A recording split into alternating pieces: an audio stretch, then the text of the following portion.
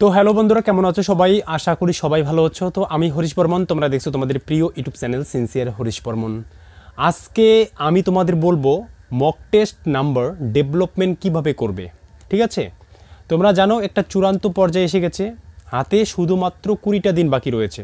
ঠিক আছে, আর এই 20টা দিনের মধ্যে কিভাবে ফুল মক টেস্ট দিয়ে ফুল নাম্বার পাবে। যারা এবছরে ফার্স্ট সিবিটি টেস্ট দেবে অথবা এসএসসি জিডির প্রথম এক্সাম দেবে, তাদের জন্য এই ভিডিওটা খুবই হেল্পফুল।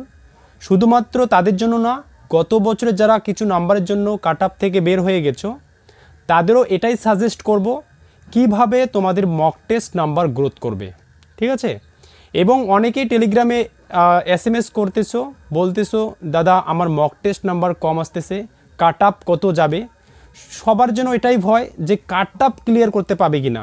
ঠিক আছে, যারা জেনারেল ক্যাটাগরিতে রয়েছে, বিশেষ করে তাদের ওবিসি ক্যাটাগরি যারা রয়েছে তাদের জন্য। ঠিক আছে, তো আমি তোমাদের বলবো যাদের সিলেবাস কমপ্লিট হয়ে গিয়েছে এই স্বল্প সময়ের মধ্যে, ঠিক আছে, এই স্বল্প সময়ের মধ্যেই তোমরা দিনে 3টি করে ফুল মক টেস্ট দেওয়ার চেষ্টা করো। ঠিক আছে, ভিডিওটা খুবই একটা গুরুত্বপূর্ণ ভিডিও, কেউ স্কিপ করবে না। এবং যারা নতুন দেখছো অবশ্যই চ্যানেলটাকে সাবস্ক্রাইব করে দেবে। ঠিক আছে, কারণ তোমাদের এসএসসি জিডি রিলেটেড ভিডিও আমি সবথেকে বেশি প্রোভাইড করি তোমাদের। ঠিক আছে, আর এই চ্যানেলের মাধ্যমে তোমাদের জেনুইন ইনফরমেশনস প্রোভাইড করি। তো এই স্বল্প সময়ের মধ্যে দিনে অন্তত তোমরা 3টি করে মক টেস্ট দেওয়ার চেষ্টা করবে, ফুল মক টেস্ট দেওয়ার চেষ্টা করবে স্বল্প সময়। যারা হাফ মক টেস্ট দিয়েছো তাদের সময় শেষ, এখন ফুল মক টেস্ট দেওয়ার চেষ্টা করো। ঠিক আছে, সিলেবাস অনুযায়ী যদি তোমাদের কিছু কিছু চ্যাপ্টার না হয়ে থাকে, আমি তোমাদের কি বলতে চাচ্ছি জাস্ট ধ্যান দিয়ে দেখবে। ঠিক আছে, মানে সিলেবাস অনুযায়ী যদি তোমাদের কিছু কিছু চ্যাপ্টার না হয়ে থাকে তো আমি তোমাদের বলবো সেই সব চ্যাপ্টারগুলোকে নতুনভাবে দেখবে না। ঠিক আছে, আর নতুনভাবে পড়ার চেষ্টাও করবে না। আমি এটাই বলবো সিলেবাসের মধ্যে যে চ্যাপ্টার তোমরা কমপ্লিট করেছো সেই চ্যাপ্টারগুলোকে বারবার রিভিশন করো। রিভিশন পাওয়ার তোমরা হয়তো অনেকেই জানো না, যারা রিভিশন একবার দিয়েছে দুবার দিয়েছে, আমি তাদের বলবো রিভিশনের পাওয়ার এতটাই গুরুত্বপূর্ণ, তোমরা রিভিশন দিয়ে ফুল নাম্বার তোমরা অ্যাচিভ করতে পারবো এবং যে কোনো জেনারেল যে কোনো কাট অফ তোমরা ক্লিয়ার করতে পারো। আমি তোমাদের এই কারণে বললাম যে নতুন করে চ্যাপ্টার দেখতে হবে না, কারণ তোমার হাতে সময় খুবই কম রয়েছে। আর এই 20 দিনের মধ্যে তোমাদের শুধুমাত্র মক টেস্ট দিয়েই তোমরা বুঝে নিতে হবে, তোমাদের বুঝে নিতে হবে যে যে চ্যাপ্টারগুলো তোমরা কমপ্লিট করেছো সেটা কতটা মিসিং রয়েছে, মানে কতটা কোন চ্যাপ্টার থেকে কতটা কোশ্চেন্স যখন তোমরা মক টেস্ট দেবে সেখানে বুঝতে পাবে যে কোন কোন চ্যাপ্টারতে তোমরা মিসিং রয়েছে। ঠিক আছে, খুব ঘাটতি রয়েছে। এবার আমি তোমাদের বলবো সবথেকে বেশিরভাগ ভুলটা কোথায় হয়। এটা শুধুমাত্র তোমাদের সঙ্গে না, এটা সবারই সঙ্গে হয়। গত বছরে যারা এসএসসি জিডি এক্সাম দিয়েছিল, এবছরে 2024-এ যারা ট্রেনিং কয়েকদিন পর যাবে, সবারই সঙ্গে সেম একই রকম কনসেপ্ট আসে এবং একই রকম ধারণা আসে এবং বেশিরভাগ স্টুডেন্ট এই ভুলটাই করে। এটা শুধুমাত্র তোমাদের সঙ্গে না, এটা সবারই সঙ্গে হয়।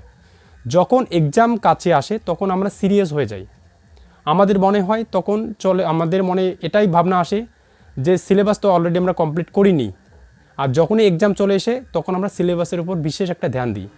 ঠিক আছে, সিলেবাস কমপ্লিট না হলে কোনোভাবেই ভালো নাম্বার পাওয়া যাবে না, এটা আমাদের মাথায় তখন চলে আসে। তখন রিভিশন যদিও একবার করে দেই, সবথেকে বেশি টার্গেট এটাই থাকে যে আমাকে সিলেবাস কমপ্লিট করতে হবে, আমার ফার্স্ট পেপারে যেটা রয়েছে সেটাই ক্র্যাক করতে হবে। তো যেভাবেই হোক সিলেবাস তোমরা কমপ্লিট করার চেষ্টা করো এবং সবাই কমপ্লিট করার চেষ্টা করে। আর ভুল এখানেই হয়, যেহেতু তোমাদের হাতে মাত্র 20টা দিন বাকি রয়েছে, আমি তোমাদের বলবো সিলেবাস যতটা কমপ্লিট করেছো সেখান থেকে রিভিশন 1 থেকে 2 বার করে দাও। ঠিক আছে, যারা একবার তো রিভিশন দিয়েছো আবারও রিভিশন দাও। যত রিভিশন দেবে মক টেস্টে তোমাদের নাম্বার ডেভেলপমেন্ট হবে। ঠিক আছে, যত রিভিশন দেবে। আর বেশিরভাগ করে, ঠিক আছে, বেশিরভাগ পড়ার কোনো মানে বেশি করে পড়ার কোনো দরকার নেই। মাত্র 20 দিন বাকি রয়েছে, আর বেশি পড়ার চেষ্টা করো না।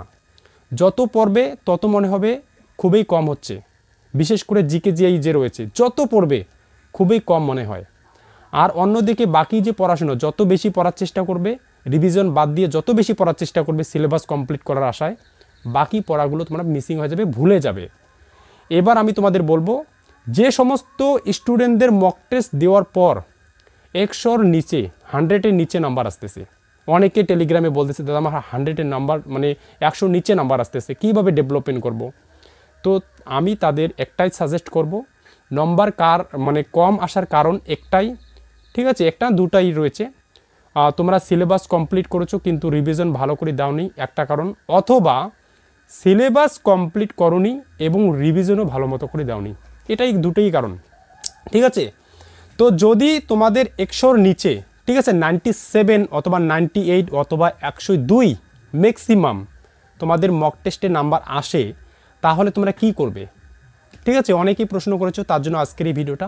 তো এবার আমি তোমাদের বলবো, যদি তোমাদের 100-র নিচে 97, 98 অথবা ম্যাক্সিমাম নাম্বার 102 আসে, ঠিক আছে, যদি তোমাদের ধরে নাও তোমাদের 102-এর উপরে বেশি রয়েছে, মানে ধরে নাও 115, 120 এরকম নাম্বার আসে মক টেস্ট দেওয়ার পর, তাহলে তো তোমাদের রিভিশন ঠিকঠাক রয়েছে। বাট ধরে নাও 97 কারো এলো, 98 এলো অথবা 102 এরকম ম্যাক্সিমাম এলো, তাহলে তোমরা কি করবে, কিভাবে মক টেস্ট নাম্বার ডেভেলপমেন্ট করবে? এটার একটাই শুধুমাত্র সলিউশনস রয়েছে অল্প সময়ের মধ্যে গ্রোথ করার। যখন তোমরা মক টেস্ট দেবে অথবা অঙ্কের মধ্যে যখন মিসলিনিয়াস কোশ্চেন্স লাগাবে, মক টেস্ট দেওয়ার সময়, ঠিক আছে, মক টেস্ট দেওয়ার সময় যদি তোমাদের মনে হয় এই চ্যাপ্টার থেকে কোনো কোশ্চেন্স কমন পেলে না, অথবা সেই কোশ্চেনগুলো তোমরা ভুল করে ফেললে মক টেস্ট দেওয়ার সময়, ঠিক আছে, তো অথবা হিন্দি ইংলিশ বলো, ঠিক আছে, মানে এটা হতে পারে হিন্দি ইংলিশের মধ্যে, অথবা কোনো কিছু যদি ভুল করে ফেলছো, ঠিক আছে, যে কোনো চ্যাপ্টার থেকে, সেটা হতে পারে হিন্দি ইংলিশ, সেটা হতে পারে জিকে জিআই এবং সেটা হতে পারে রিজনিং, ঠিক আছে, যদি কোনো চ্যাপ্টার থেকে কোশ্চেন ভুল হয়ে যায়, সেই কোশ্চেন এবং সেই কোশ্চেন কোনো মানে সেই কোশ্চেনের যে চ্যাপ্টার রয়েছে, ঠিক আছে, তোমরা আন্দাজ করতে পারবে যে এটা কোন চ্যাপ্টারের কোশ্চেন, সেটাকে কি করবে, খাতায় টুকিয়ে রাখবে। আমি তোমাদের এটাই বলবো, মক টেস্ট ডেভেলপমেন্ট করার এটাই কারণ, যে কোনো চ্যাপ্টার যখন তোমরা মক টেস্ট দেবে, সেই মক টেস্ট থেকে যে কোশ্চেনটা ভুল হলো ওটা তোমাদের খাতায় টুকিয়ে রাখবে এবং সেই চ্যাপ্টারটাকেও টুকিয়ে রাখবে যে এই চ্যাপ্টারে এই কোশ্চেন রয়েছে। তো মক টেস্ট দেওয়ার পর যে কোশ্চেন চ্যাপ্টারগুলোকে খাতায় টুকিয়ে রেখেছো, সেই চ্যাপ্টারের কোশ্চেন, ঠিক আছে, সেই চ্যাপ্টার এবং কোশ্চেনগুলোকে ভালো করে দেখবে। শুধুমাত্র 10 দিন এইরকম করো, ঠিক আছে, 10 দিনের পর দেখবে তোমাদের মক টেস্ট নাম্বার ডেভেলপমেন্ট হচ্ছে, ঠিক আছে। এটার একটাই শুধুমাত্র সলিউশন, সেটা এটাই, ঠিক আছে। ধরে নাও তোমরা মক টেস্ট দেওয়ার পর একটা কোশ্চেন ভুল করে ফেললে, মক টেস্ট দেওয়ার পর সেই খাতায় টুকিয়ে রাখা কোশ্চেনটাকে তোমরা ইচ্ছে করলে এরকম কোশ্চেন, সেম কোশ্চেন তোমরা নিজেরাই তৈরি করতে পারো এবং নিজেরাই সলভ করার চেষ্টা করতে পারো। সেটা হতে পারে সেটা মিসলিনিয়াস কোশ্চেন অঙ্কের মধ্যে হতে পারে, রিজনিংয়ের মধ্যে হতে পারে, হিন্দি ইংলিশের মধ্যে হতে পারে, এইরকম করো, এটাই একমাত্র সলিউশনস, বাকি এর থেকে আর কোনো রাস্তা নেই, ঠিক আছে, মক টেস্ট ডেভেলপমেন্ট করার।